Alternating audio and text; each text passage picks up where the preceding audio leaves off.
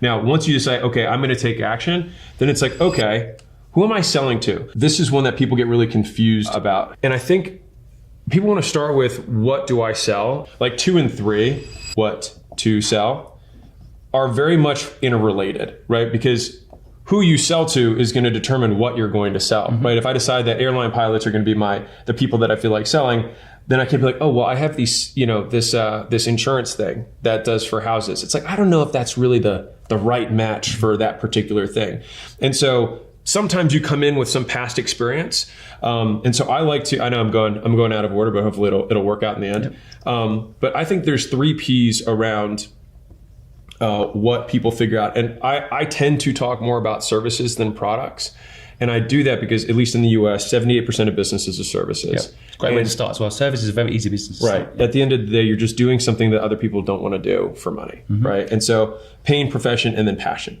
And so almost all businesses can get derived from one of these 3 things, which is like, you had some painful experience you overcame. And so that's, a mom who helps her kids pack lunches who have food allergies. It's like, if you figured out how to overcome that, then you can help other people do it too. If you overcame some sort of depression thing, it's like, you can help other people do that. If you didn't know how to advertise your biggest business and then you figured out how to do Google pay-per-click, it's like, that's something it's a pain. Pain is, relative, but time saving. If you can save people time, is another way of translating it. Oh, totally. And so then the second one is profession. So a lot of people do have jobs but want to start a business. And so whatever you do in a company fundamentally is something that other companies probably want. And so you can always fractionalize whatever your professional skill is between multiple companies. And so that's just taking a skill that you already have in the workplace and just selling it to other people. And then passion is like, okay, well, I'm really interested in model cars. Okay, well, can you build a business around model cars? Absolutely. You could build a subscription around building them. You could build the actual products around them. You could make a channel about painting model cars. There's a zillion things that you could do there. But in each of these, it's usually something you overcame, some sort of professional skill that you learned, or some passion. And so that usually goes into what to sell. The most common person to sell to is someone like you. So if you look at like Y Combinator and A16Z, some of the best venture startup investors, one of the requirements that they often have is what they call living with the problem. And so they want people who've had a lot of surface area, a lot of exposure, many repetitions over years with many different types of solutions and why they don't work. And so on one hand, sure, you can be like, oh, I'm going to think of this beautiful idea. But most of the times it's like, what do I hate? What bothers me? Because then you don't have to do all this market research to figure out, like, how do these people talk? Like, what are their innate desires? You just say, like, well, what do I want?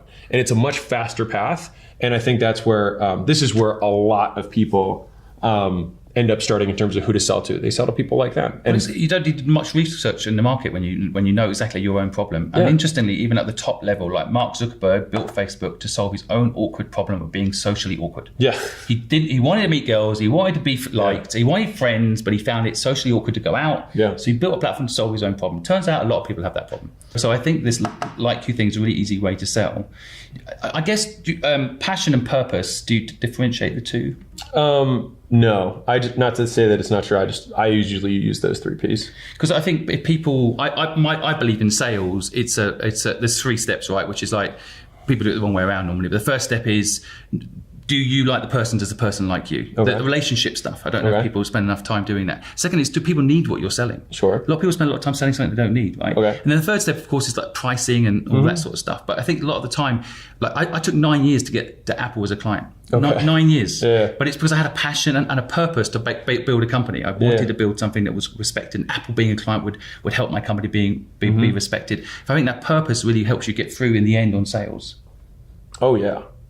And so, this is kind of like the cycle of figuring it out. And then once you're like, okay, well, I get it, pain, profession, passion, but underneath of those things, like what really is it? And so typically you can either sell products, so that's physical stuff, right? Tangible things you can put it in someone's hand. There's services, which is you just do stuff for other people, which is fundamentally services are wrapped to time.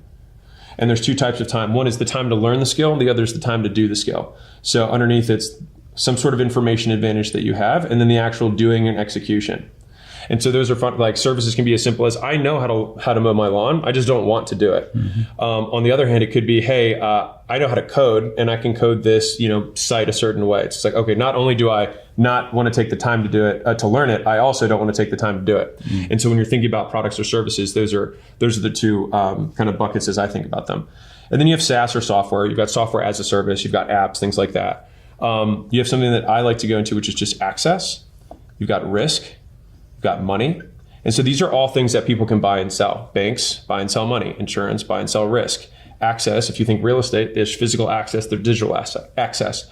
SaaS is basically these things just put in a digital format.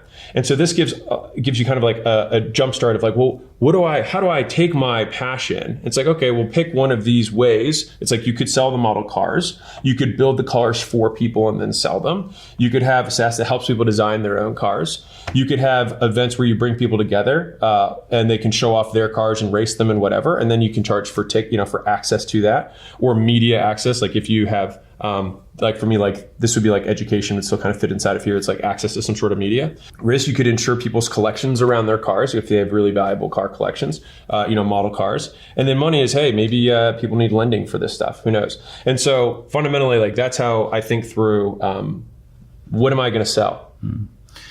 I think as well, it's very interesting around the service side because in my agency business, for example, I was selling the services, someone else's design ability, their time to someone. I wasn't even doing the service.